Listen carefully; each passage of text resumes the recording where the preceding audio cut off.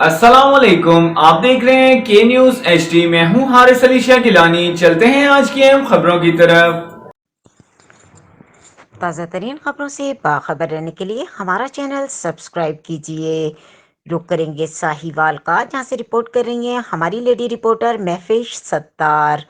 Print media ایسوسی ایشن ساہیوال کا 15 روزہ اجلاس ممبر پرنٹ میڈیا ایسوسی ایشن رائے احمد حسن کے گھر پر منعقد ہوا، جس میں 9 نومبر اقبال ڈے کے حوالے سے کیک کاٹا گیا اور چند دن قبل رائے احمد حسن کے گھر بچے کی پیدائش پر تمام پرنٹ میڈیا ایسوسی ایشن کے ممبران کی طرف سے مبارکباد دی گئی۔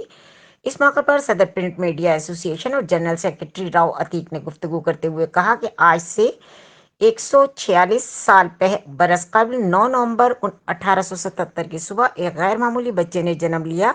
کسے خبر تھی کہ یہ بچہ علم و حکمت کی کرنیں بکھیرے گا؟ آفتاب حکمت کو نام ملا تھا محمد اقبال۔ یہ اقبال کا ہی کمال تھا کہ پورے عالم نے انہیں شاعر، فلسفی، علامہ، دو قومی نظریے کے دلدادہ اور جدت اسلامی کے پروردہ اور حکیم الامت جیسے لقب سے نوازا۔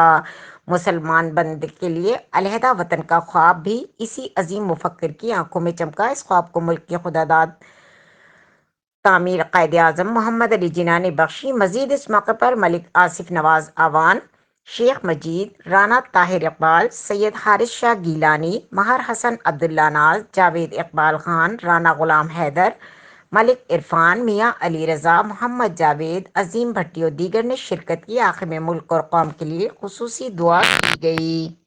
مزید خبروں اور اپڈیٹس کے لیے ہمارے ساتھ رہیے گا۔ تب تک کے لیے اپنا خیال رکھیے گا۔ اللہ حافظ۔